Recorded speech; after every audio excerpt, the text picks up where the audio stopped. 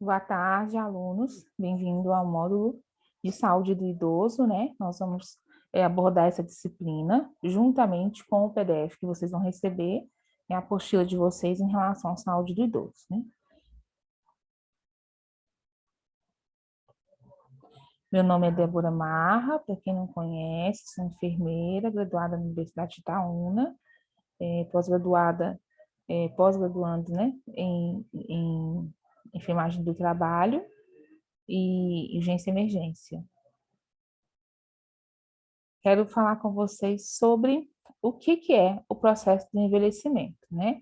Nós temos conceitos, vários conceitos e abordagens sobre o processo de envelhecimento. Mas o que a gente precisa saber? Que o que nós precisamos é ter qualidade no nosso processo de envelhecimento. Futuramente, em outra abordagem que eu vou falar sobre isso, né? Mas eu quero que vocês compreendam que todo ser humano está fadado a passar por esse processo, salvo quando ele tem a sua vida cessada por algum tipo de acidente automobilístico, ou qualquer tipo de acidente, né?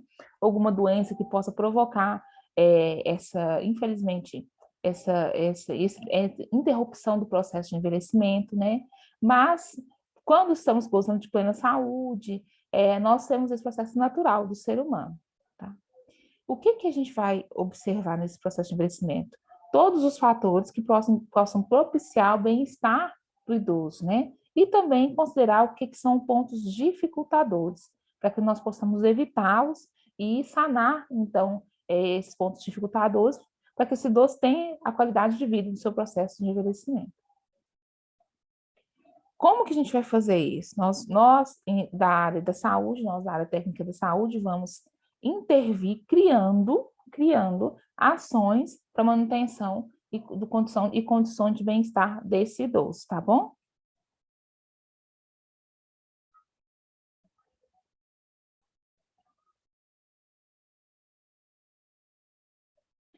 De acordo com a ONU, né, o processo de envelhecimento é definido como um processo natural, como a diminuição progressiva da reserva funcional do indivíduo. Ou seja, progressivamente, as nossas funções vão diminuindo, vão cedendo. Todas as funções de um processo generalizado, desde a função ocular, da visão, do olfato, do paladar, da mobilidade, do funcionamento dos órgãos, tudo isso vai sofrendo uma diminuição de atuação, uma diminuição de funcionamento, tá? Só que esse processo é natural. Quando ele acontece de forma gradativa, devagar, ao longo do tempo, a gente vai sentir dificuldade para fazer algum tipo de atividade. Não quando ele é abrupto, provocado por alguma condição de saúde, tá? Então, lembrando que o envelhecimento natural, com essa diminuição da nossa função, sem alteração em relação à situação de saúde, exemplo, hipertensão, diabetes, ele é considerado, então, um processo de senescência, envelhecimento natural, tá? Como é que a gente classifica, então, esse processo de envelhecimento? Nós consideramos que é uma pessoa idosa, um indivíduo com idade superior a 65 anos. Essa taxação veio da ONU, da Organização das Nações Unidas, tá? Então, no mundo, rege que acima de 65 anos, o paciente é considerado idoso, a pessoa é considerada idosa. No Brasil, a gente pode, né, os países podem flexibilizar de acordo com as suas condutas e com a estimativa de vida da sua população. Então, o Brasil flexibilizou para 60 anos considerar o indivíduo como idoso. Então, acima de 60 anos, esse indivíduo é considerado idoso e requer condições de tratamento como idoso, tá? A estimativa de vida hoje é completamente superior à que nós tínhamos há anos atrás, né? No processo de envelhecimento antigo, a gente tinha o idoso como o patriarca ou matriarca da família. O que significa isso?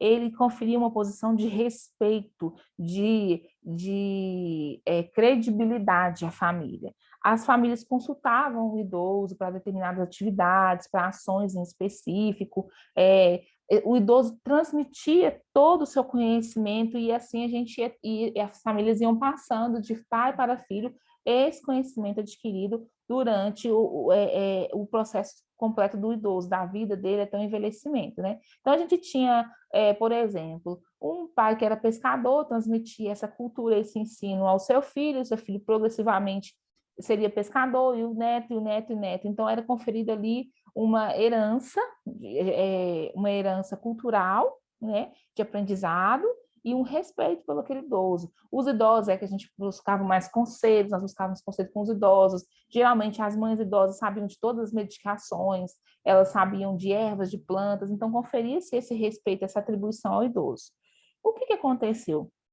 Como nós tivemos uma alteração tecnológica, é, não só tecnológica, eu até abordei aqui outras coisas, né? O distanciamento demográfico, o contexto familiar, custo de vida, foi se perdendo essa cultura do idoso ser aquele ser que é totalmente cercado pela família, que jamais, não existia esse caso de permanência, longa permanência para idosos, né? Era a família que o cercava de cuidados, que cercava de plena atenção.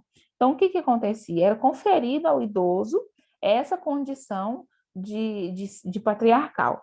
Aí, os nossos idosos começaram, então, a viver mais tempo, né?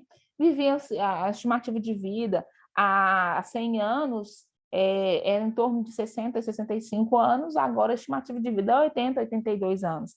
Então, o que acontece? Esse idoso está vivendo mais tempo, a família está se desenvolvendo plenamente com a convivência desse idoso. E hoje, nosso estilo de vida é completamente voltado ao consumismo. Nós trabalhamos mais tempo para poder adquirir os bens, para adquirir as coisas, estudamos por mais tempo, iniciamos mais tempo, mais tarde, os nossos estudos suplementares, começamos mais tarde a nossa família. Aí o que acontece? Esse idoso ele vai sendo deslocado, porque acaba que, com a diminuição das funções dele, ele fica deixado de lado, né? Nossa, ele se torna, de certa forma, tá, gente, um fardo.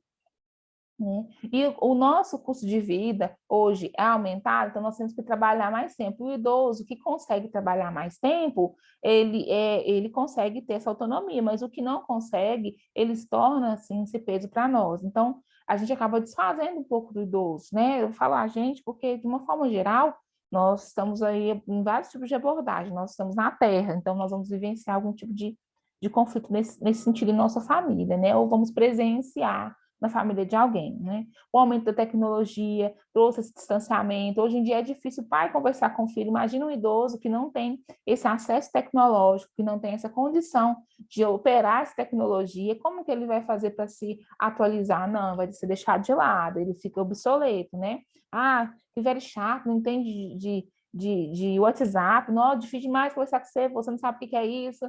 A gente tem esse contexto, sim, acontecendo.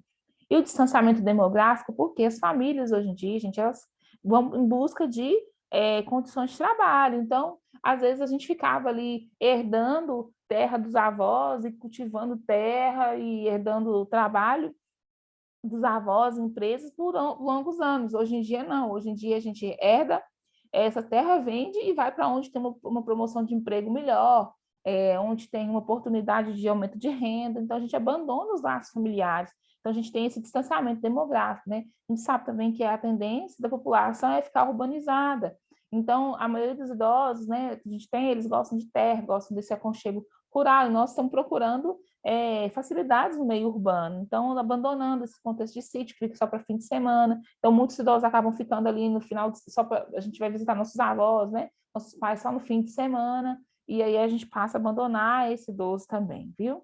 E quando ele é autônomo, ok, ele se sente menos depressivo, tem menos problemas em relação à aceitação da modificação de comportamento da população, né, da sociedade, mas quando ele é dependente, a gente vai transferindo os cuidados. Aí eu não posso cuidar, vou transferir para um cuidador, vou transferir para uma instituição de longa permanência, por aí vai. Mas só que, acompanhando esse processo de envelhecimento comum, né, da sociedade, nós temos hoje em dia os idosos que se preocupam inteiramente com a saúde, idosos que fazem em sua rotina exames periódicos, idosos que fazem atualizações em saúde, que procuram alimentação saudável, balanceamento. Então, isso também tem trazido qualidade de vida para os idosos, de forma que eles continuem com essa autonomia, que demore mais tempo para poder ter a sua perda funcional. Eu dei um exemplo aqui da doença de Chagas. O que acontece? Doença de Chagas, antigamente, todo mundo sabe do barbeiro, tripanossomo cruzi, né? Que ficava ali escondidinho nas lavouras de café, no cana-de-açúcar, que era muito cultivada. Aí os nossos avós iam lá, falando avós, mas podem ter pais, né? Iam lá e faziam a recolha, né? A colheita desse material. E às vezes eram contaminados, eram picados por esse barbeiro e desenvolvia a doença de Chagas. As casas antigamente eram de pau a pique, então os barbeiros ficavam localizados nesses furinhos do a pique das casas e aí contaminava os idosos. Então, doença de Chagas. Hoje, praticamente, a gente não ouve falar que uma pessoa adquiriu a doença de Chagas. Por quê?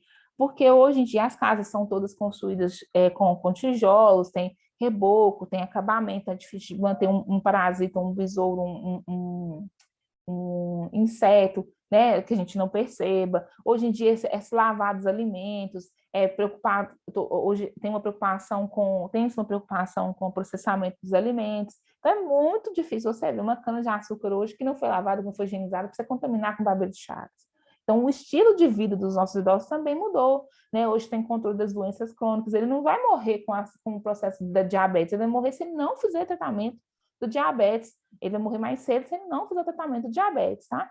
Então, essa mudança de vida faz com que esse idoso também tenha essa qualidade no envelhecimento e seja autônomo, consiga desempenhar suas funções, consiga viver sozinho numa roça, consiga viver sozinho numa casa, mesmo com a família ausente demograficamente, ausente por causa do trabalho, por mudança de histórico de vida, enfim, ele tem essa autonomia. Ou quando não tem, né, a gente considera esse idoso, então, institucionalizado. A gente, infelizmente ou felizmente, para alguns idosos, que a gente vai falar posteriormente, que sofrem situação de violência doméstica, ele vai ser colocado em uma instituição de longa permanência, que a gente comumente chama de asilo, e vai receber todos os cuidados para que ele tenha plenitude no seu envelhecimento, no seu processo de envelhecimento.